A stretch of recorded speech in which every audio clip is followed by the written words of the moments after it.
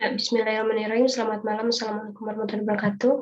Di sini saya akan mempresentasikan challenge saya yang kedua. Di sini yang pertama yaitu ada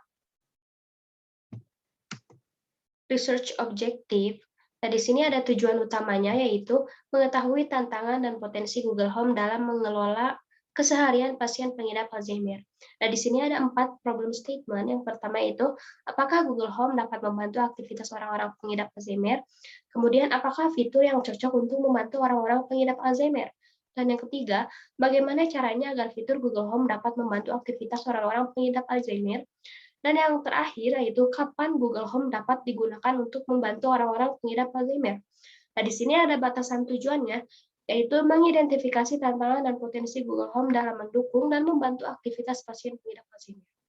Nah, kemudian di sini ada rekomendasi penelitian, yaitu ada 3 yang saya rekomendasikan, yaitu yang pertama yaitu fitur pada Google Home dibuat sederhana agar dapat memudahkan penggunanya, yaitu orang-orang pengidap Alzheimer. Kemudian yang kedua yaitu fitur Google Home dapat merekam aktivitas yang dilakukan orang-orang pengidap Alzheimer.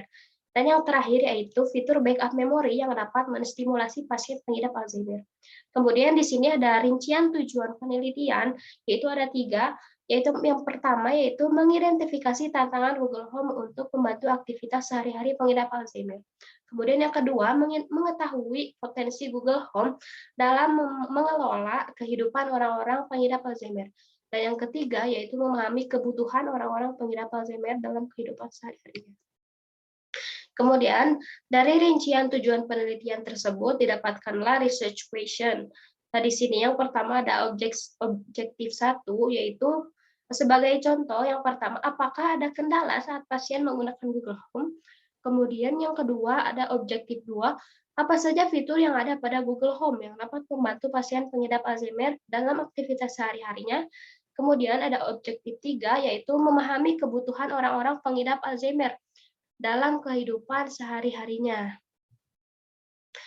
Nah, kemudian di sini ada research hipotesis. Nah, dengan membuat fitur yang dapat merekam aktivitas, diyakini dapat membantu pasien pengidap Alzheimer untuk mengingat aktivitas-aktivitas yang sudah dilaluinya. Dan dengan adanya fitur backup memori, semua hal yang bisa saja mudah dilupakan oleh pasien pengidap Alzheimer bisa tersimpan dan menjadi pengingat yang dapat menstimulasi pasien pengidap Alzheimer dan membantu pasien untuk kesembuhannya.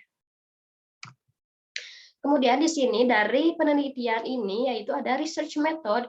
Nah, dalam penelitian ini research method yang digunakan yaitu ethnographic field studies. Nah, ethnographic field studies ini merupakan metode di mana peneliti mengamati orang-orang yang diteliti untuk mendapatkan pemahaman yang lebih dalam tentang kehidupan mereka. Nah, etnografi itu sendiri merupakan suatu jenis metode penelitian yang dilakukan untuk mengetahui dan mempelajari kehidupan dan interaksi sosial suatu kelompok. Nah, etnografi dapat dilakukan dengan wawancara mendalam dan observasi terhadap responden.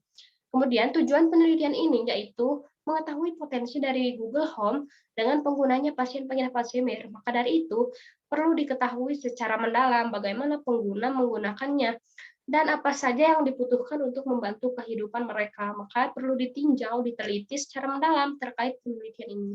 Dan metode yang dirasa cocok untuk penelitian ini yaitu etnografi.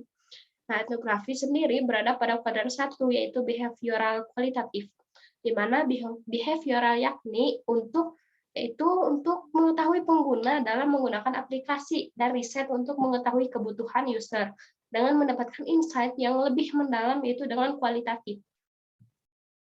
Kemudian di sini ada research timeline, yaitu ada 4 minggu. Nah, di minggu yang pertama yaitu ada rencana penelitian dan analisis masalah yang dilakukan 7 hari pertama. Kemudian di minggu kedua yaitu dari hari ke-8 sampai ke-12 yaitu ada tujuan dan metode penelitian. Nah, di hari ke-10 sampai 14 ada menentukan objek penelitian. Kemudian di minggu ketiga yaitu ada pelaksanaan penelitian dan juga pengumpulan data yang dilaksanakan dari hari ke-15 sampai ke-21. Kemudian di hari ke-22 sampai 28 yaitu ada sintesis analisis penelitian. Nah, untuk di hari ke-24 sampai ke-28 yaitu ada menentukan solusi dari penelitian.